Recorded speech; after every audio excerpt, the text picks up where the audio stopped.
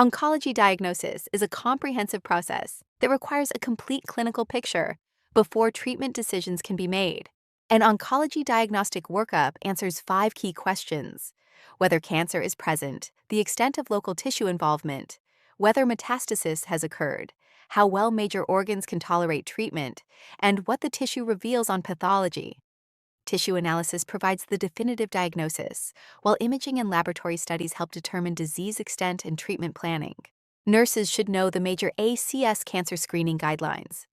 Breast cancer screening includes mammography based on age and risk factors. Cervical cancer screening uses Pap smears and HPV co-testing according to age and prior results. Colorectal cancer screening includes colonoscopy, FIT testing, and stool DNA testing. High-risk adults ages 50 to 80 with significant smoking history should receive low-dose CT screening for lung cancer. Prostate cancer screening with PSA testing and digital rectal exam requires shared decision-making. Routine general cancer assessments, including skin, thyroid, lymph node, and oral examinations, also support early detection. Cancer diagnostics use biomarkers, imaging, and direct visualization to build a complete clinical picture. Tumor and genetic markers help identify cancer characteristics and guide targeted therapy.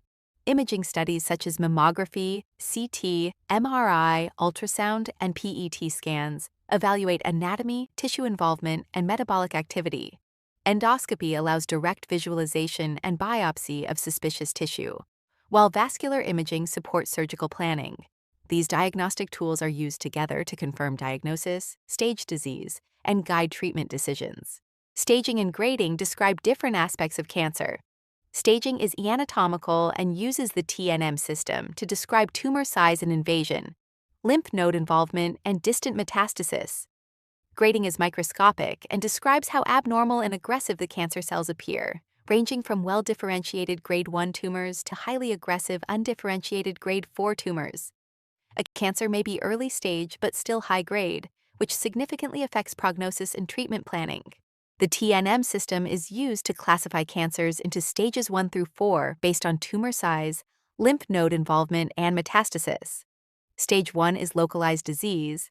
Stage 2 reflects greater local extension. Stage 3 includes regional spread such as lymph node involvement, and Stage 4 indicates distant metastasis. Early-stage cancers are often treated with surgery or radiation, while advanced stages usually require systemic therapy. Staging can change after treatment and helps guide prognosis and treatment decisions.